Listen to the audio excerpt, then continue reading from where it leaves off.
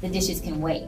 And it's not just the dishes, the phone call, the other person, those things can wait. When I'm talking to my kids, that can wait. I'm looking at you and I'm talking with you and you have something to tell me, I'm gonna wait and I'm gonna listen and I'm gonna tell you the answer and then I'll go on to the next thing. Kill Complacency, a podcast that inspires growth and intentionality and helps you overcome your greatest obstacles. All right, so today my guest is Amber Jason, and I know Amber because she's a part of Homeschool Co-op, but she's a realtor, she's a mom, she's a wife, she's a busy woman. Yeah. And so I want to hear your story, your journey on how you do what you do. Okay. And how you got started. Oh my gosh, from the beginning. Well, let's start with homeschool. Sure. Okay, so I started homeschooling my son when he was 2. I knew that he was bright, and I just said, there's no way I could send him to a public school at all. And I couldn't even fathom the thought of like my kid going on a school bus by himself. Yeah. So from that point on, we started homeschooling, and I had my daughter 4 years later, and then 4 years later had my last. And that was just what we did. That was a part of our life. We did everything homeschool, co-ops, and when he was younger, we went to Jamboree, so I just really wanted to foster his gift of knowledge and just make sure that, whatever he's doing, that he wants to do, that we're cultivating that. So. Was that a hard decision to homeschool with your husband? No. It was easy. Yeah. I mean, because I proved a good case, and I showed him that, hey, Aiden he knows his letters, he knows his shapes, he's learning how to write his name. He knows all these things. Like, I can stay home. And I had already been home, Sure. So it wasn't a thing to prove to him at that point. Amber, how did you become a realtor? Or how long have you been a realtor? So those questions. I've been a realtor for 3 years, and I didn't want to become a realtor. I actually was studying to be a physician's assistant. Okay. And I got sick, and I was like, well, I can't do this, and I can't homeschool by being a physician's assistant. And then my neighbor said, hey, you should be a realtor. And I was like, I'm not getting ready to do that. And he said, no, you should really become a realtor. How did he think you should? Did he know realtors, or why? He was a realtor. Okay. He still is. Yeah. And I said, okay, I'll do it, and in November of that year, I studied. By December, I was taking the exam. So yeah, that's how quickly I became a realtor. But it's been great, it's been life-changing, and I've enjoyed the time that I've had with my kids that I probably wouldn't have had had I been a physician's assistant. Was that like 22? November of 22? Or 21? Yes, 22. Yeah. That's like a hard time to get in.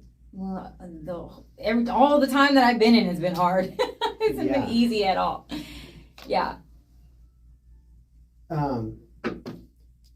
Yeah, like before that, it was easy. 21 was easy. Everything was selling. Yeah, no, not for me.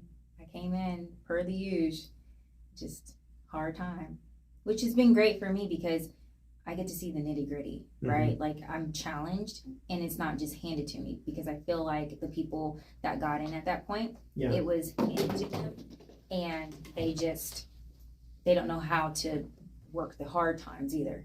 Yeah. Was it easy to talk your husband into letting you be a realtor? Yeah. I mean, he's always been supportive of what I do. So he doesn't really oppose, but he did say, study, because that's one of I'm like, I'll just go, just commit. So he's like, no, you gotta do what you're supposed to do, is study. So I was like, okay, and I did. And I remember one particular day, I didn't pass the exam the first time, and I had been studying hardcore. I literally took a 15-minute nap 30 minutes before I had to be there. And all I could dream about was real estate stuff. And I went, and then that was the day that I passed. That was good you took a nap, probably. Yeah, because I was so exhausted of studying for a couple days, since I took my test back to back. Mm-hmm. So if I don't remember what day it was, but if I took it on Wednesday, then that Friday I was taking it again. Okay. So it wasn't much time in between, but I was exhausted that Thursday studying and going over material. What did you do before you were a realtor? I owned a pet sitting business. Pet sitting. Yeah, I still do. But so you're busy on holidays. All day, 365. Yeah, all the time. But it's slowly dwindling down. And I'm glad because it gives me more time for real estate. Is that a good business? Yeah. I mean, it could be lucrative if you really work it, but Do you have like a separate barn? No, so I travel. So Okay. They don't come to me, I travel there. Yeah. So it's a lot of driving.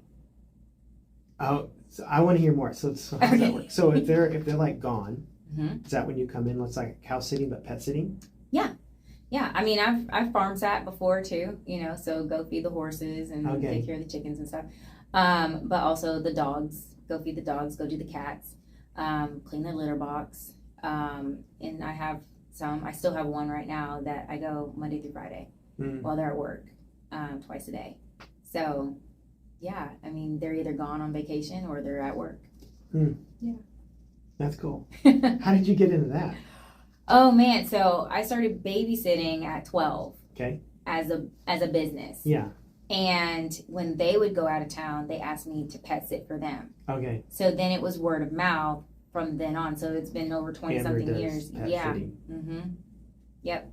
And one place after another, that I'd go and it would be like a mom, then a daughter, then a cousin or whatever, Yeah. and that's how I would do it. Yeah. So. Yeah, I was thinking like dog boarding, like Oh no! people bring them to you, but no. No. It's not like that. That's way out of my. There's no way. No. I love to go there. Yeah. Not bring them. Take to care my of house. them. Yeah. So. What do you love most about real estate or a realtor? Being a realtor. I love most about real estate, like going and meeting people. When I get to sit down and have coffee with someone and really get to know who they are and just do this, that is what I love. What I love most about being a realtor is kind of the same question. But, Yeah. I don't know. I like the people, and sometimes it gets a little people-y out there, Yeah. but it's the relationships that I get to form. That's the most important to me is the relationships. Amber, how do you balance being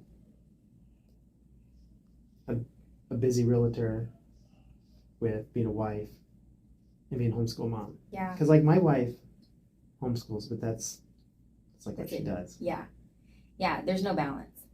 It's just intention. Intentional to show up, and every night before I go to bed, I look at my calendar.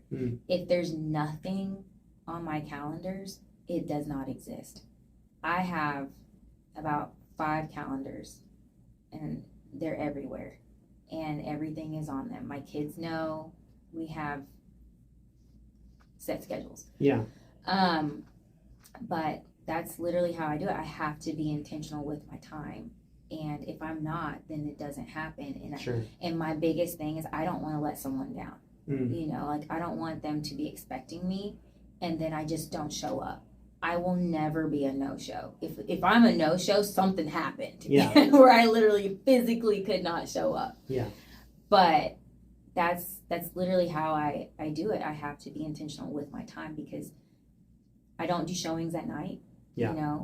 That's me being with my kids and doing those activities. Do you get pushback on that?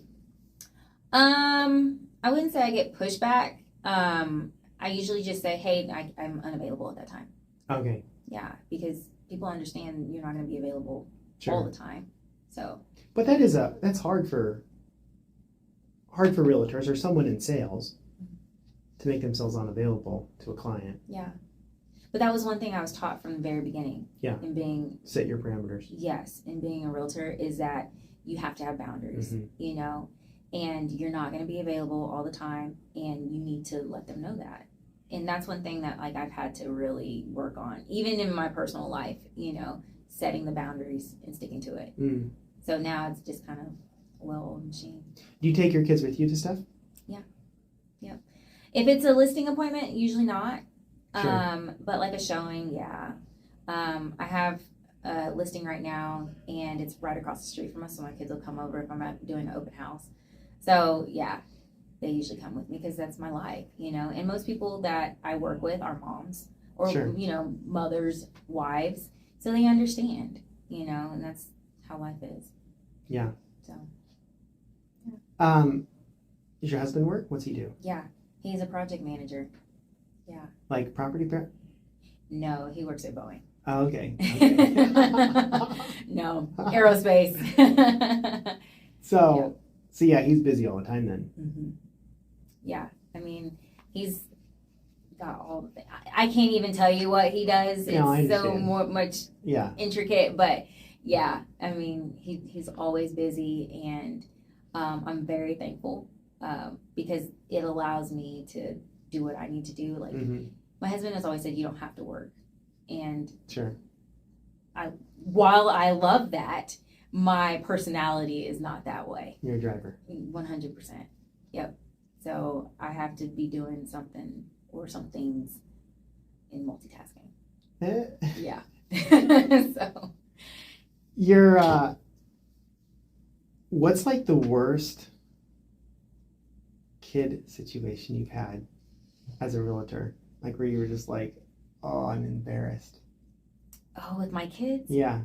Have they ever embarrassed you in front of a client? Never. They know better, huh? They 100%. They know. I rule with an iron fist, and my kids know. Like, you better act up. My broker, she jokes about that all the time. Really? Yeah. Oh yeah, because she's like, you guys better be quiet. Mom's gonna lock you in the closet. I'm like, I'm never gonna do that. But my kids know. Like when I'm on the phone, you're not. You catch a bubble, and quickly, because absolutely not. You know. So communicate expectations. And that way I can hear what my client is saying, because if I'm shushing over here, you know, then they're gonna think I'm not 100% in, you know. And just like when I talk to my kids too, I'm looking at them in the eye. I'm not interrupting, and I'm listening. Sure. And I just relay that to them. I'm like, this is what they expect, just like you expect that. So they know. Okay, so I want to tap into that. Okay. How do you do that as a multitasker? To give my time? To look your kids in the eye and talk to them. Oh, I don't know. It's a skill of just. Your phone doesn't ping and you're like, just a second? It's all. Because I've learned it all can wait. So in the very beginning of parenthood, my mom passed away. My son was 10 months old, and I was a part of a life group.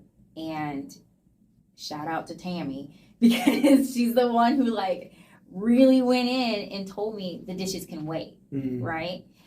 And it's not just the dishes, the phone call, the other person, those things can wait, right? And so when I'm talking to my kids, that can wait. Yeah. You know, unless I'm actively on the phone and they come and talk to me, then you're going to have to wait. They got to wait. Yeah. But no, if I'm looking at you and I'm talking with you and you have something to tell me, I'm gonna wait and I'm gonna listen, and I'm gonna tell you the answer, and then I'll go on to the next thing. Yeah. That's really good. That's the lesson. I struggle with it. Yeah. And I feel like I'm busy all day long, and I get home and my mind starts popping about XYZ. Yeah. So I grab my phone. Yeah. Is it the distraction of it? I think it's probably a habit I have now of being distracted. Okay. Allowing myself to be distracted. Yeah.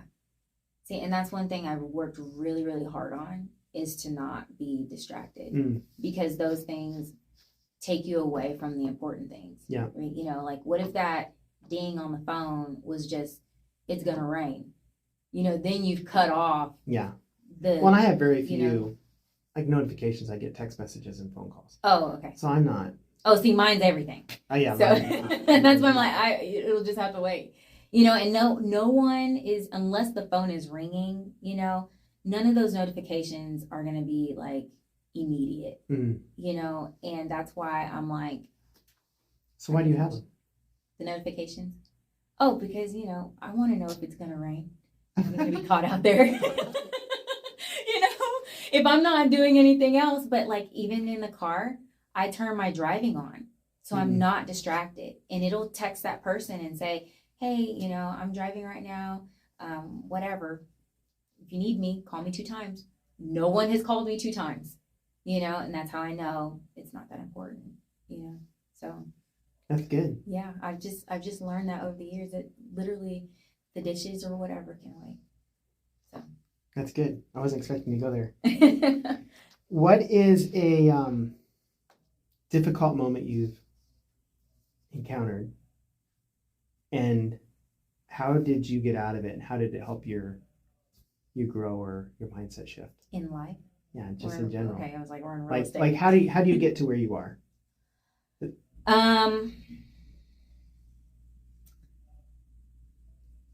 Having grit. I've been through a lot, and I don't think people know that. And that's probably good. But also being persistent and having that end goal of like, I'm doing this for a reason. Yeah. I'll just use real estate as an example. Like, I'm not just a realtor just, for rainbows and butterflies.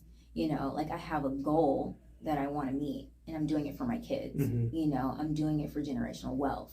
I'm doing it for the things that I never had, and so to get to this place, I have to do the hard things. I've been through the hard things, and it's being persistent, but also consistent, right? Because you cannot be sporadic, even though that's my personality, but you can't be sporadic in doing things. Oh, I'll do it tomorrow. Oh, I'll think about it. That doesn't work. You have to do the hard things when you don't feel like it. Yeah. Like going to the gym. If you want the body that you want, go to the gym. Get up and go, So that's how you get to, because you have to look at it as a goal. Yeah. You can't just look at it as something that I'll arrive eventually at this dream. Sure. You don't. You'll never arrive. You mentioned grit and getting grit from handling hard, being in hard. Yeah, doing those hard things. As parents, we want to give our kids comfort. Sure. Yeah. But is that good advice? Yeah. And I'm in agreement with you. Yeah. And I actually maybe parent kind of hard. Yeah. I feel like we parent almost the same. Yeah. But here's the thing. So with my kids, I do show compassion, and I do show them that I love them. But I also want to be extremely honest with my kids. I want them to know the real and the raw, so that they don't ever feel like they are ill prepared for the world, because I can't be there all the time, you know, and that they have realistic expectations. My husband, he didn't grow up with realistic expectations, and I wasn't always told the truth, so we came together and said, this is what so we're he's gonna on do. the opposite side of the spectrum. Yeah. And it's like we had to come to an agreement of like, how are we going to raise our kids, and what does that look like, and what are we going to do? Yeah. And that's why I know that like there's some moms side-eyeing me like, oh my gosh, I can't believe she told her kids that. But no, my kids understand. You have to know your children also, if you have a super sensitive kid, you're not going to go ham on them, but you also want to understand like, hey, I understand this is really hard for you right now, and it probably really does suck, but we have to keep going. Yeah. We can't just stop because we don't feel like it, That's how I talk to my kids, because I want them to understand. There's a book Carol Dweck wrote called Mindset. Have you ever heard of it? I think they say she coined that phrase. The book's an older book. Okay. But she talks a lot about this in there, because we want our kids to have a growth mind. Yeah. And not be a fixed. But the only way, And the way she talks about how you cultivate that is by, and not even necessarily complimenting Yeah. them for what they did, but complimenting maybe the work they did to do it. Yes. Yeah. Because that then stimulates more growth. But if we just say, oh, good job on your A, you always get A's, you're so smart. Yeah. Versus That's coddling. you got an A, I know you worked really hard and Yeah. you studied really hard for that. Yeah. You earned that A. Yeah. Like the difference, you can say that will create that growth mind versus fixed mindset. Yeah. It lights that fire like, oh my gosh. You know, like my girls are really sensitive and they'll bring me stuff, you know, and I'm like, oh my gosh, you did such a great job drawing that tree. Like, that's the best tree I've ever seen. It's a dinosaur. I know, that's Arrow. She's like, that's you. And I'm like, oh, okay. I look so good, you know, and it's like, you have to do those things. Just wanted to thank you guys for listening to the end. In closing, I just wanted to add that if this message resonates with you, if it aligns with your values and something in it today triggered something, then you can also look me up on Facebook, LinkedIn, Instagram, YouTube. We are really trying to help people live more intentional lives to kill the complacency with which they have subscribed to. I know there's many ways which I get sucked in all the time. So if this is beneficial, follow me there.